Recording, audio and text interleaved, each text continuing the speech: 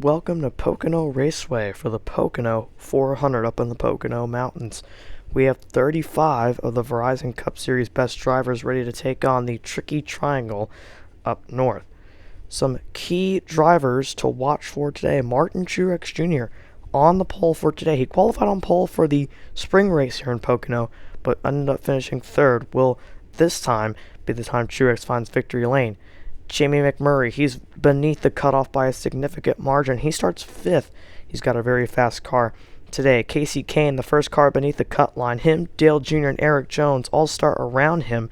They need big days today in order to make the playoffs. And Austin Dillon locked himself in with a win at New Hampshire last week. The three team, they don't have anything to worry about. They can just go out there and try to win this race. The engines have been fired and the cars roll off the grid, and we'll take a look at your starting lineup for today's race.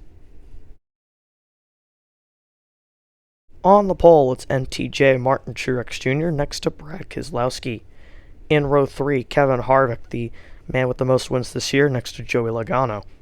In row 3, Jamie McMurray, who has a fast car, and Denny Hamlin. In row 4, the Busch brothers, Kyle Busch, the points leader, and Kurt Busch. In row 5, Chase Elliott, who needs a bounce-back race, next to Matt Kenseth. In row 6, it's Ryan Blaney, the real-life Pocono winner in the spring, next to the winner of the Pocono Spring Race, Jimmy Johnson. Row 7, Kyle Larson, next to Ricky Stenhouse Jr., and row 8, Dale Earnhardt Jr., who got a concussion at this racetrack last year, and Casey Kane. Eric Jones and Ryan Newman in the row behind them. Then in row number 10, it's Austin Dillon next to Clint Bowyer with a bad qualifying effort. Row 11, Daniel Suarez next to Paul Menard. And then in row number 12, Trevor Bayne, who's had a couple of bounce-back races, next to David Reagan. In row number 13, Michael McDowell next to the Daytona 500 winner Chris Buescher. And in row 14, AJ Allmendinger and Eric Almirola. Row 15, Danica Patrick next to Landon Castle in the 34. And in row 16, Ryan Sieg back racing in the Cup Series next to Ty Dillon. Row 17, the Greg Gaulding next to Matt DiBenedetto. And rounding out the field in 35th is Corey LaJoie in the 83. Lowe's race flags 160 laps. Stage 1 and 2, 50 laps each. Stage 3 is 60 laps, and Kevin Harvick won here last year. Green flag, we're racing in Pocono.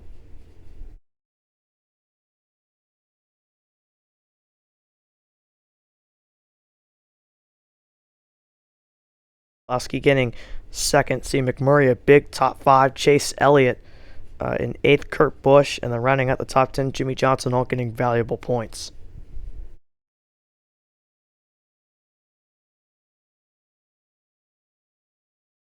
Three wide. Kenseth to the wall. He turns Keselowski. Logano around. Hard into the wall. Kyle Busch goes for a spin as well. And a big crash off turn number 1. And man, taking out some big contenders in this race. Let's take a look at what happened. Matt Kenseth up the racetrack, gets into the wall, and then overcorrects, gets into Keselowski, comes across the nose of Harvick, and tags Joey Logano, who takes a big hit into the outside retaining wall as Kyle Busch went around off the nose of Kenseth as well. But other than that, everyone else got through pretty much okay. The only car that may not be able to continue is Joey Logano, who really hit that outside wall hard. See Kevin Harvick on pit road making repairs to the right front of that race car. But he didn't get the worst damage in this wreck. See Matt Kenseth and Brad Keselowski also getting repairs. And then Kyle Busch, he didn't get too much damage as well. There's some repairs to the right side of that number 18. And then Joey Logano, who's being towed away. He will not be able to continue this race and will finish dead last.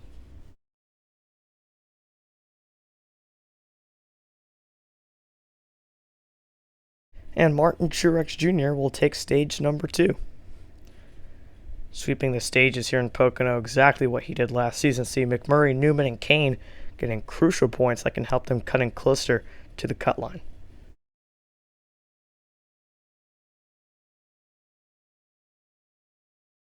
Keselowski runs away with it. Car on the wall, turn 1, Michael McDowell.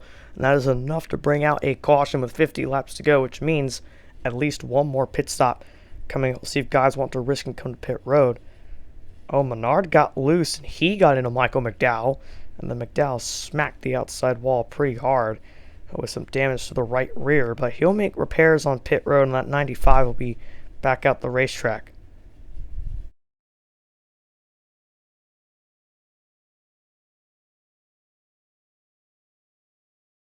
Can Keselowski get to Truex? One car, clipboard in the wall, and he's going to spin and almost collect the one of Jamie McMurray, but he'll be against the outside wall, and that could possibly end the day for Clint Boyer. Let's take a look at what happened to the 14. Running right in front of McMurray, just the back end of the car just steps out from underneath him, and oh, he hit the wall very hard. And watch this, he just overcorrects and he almost takes out Jamie McMurray, but does a good job to spin it back up the racetrack and take a hit to the driver's side door of the 14. But this could really inflict some of the playoff standings as we're nearing the end of the regular season. Caution for debris with 7 laps to go.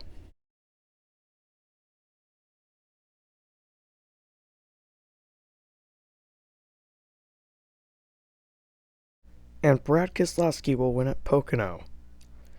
A big win for the number 2 team as this solidifies themselves as a significant playoff contender. Keselowski only had 1 win on the season. Now he has 2 as he does his burnouts here at Pocono. We take a look at our race results. Keselowski Truex comes up short again of a Pocono win. Blaney getting a top 5. Chase Elliott getting his first top 10 since I believe all the way back in Charlotte.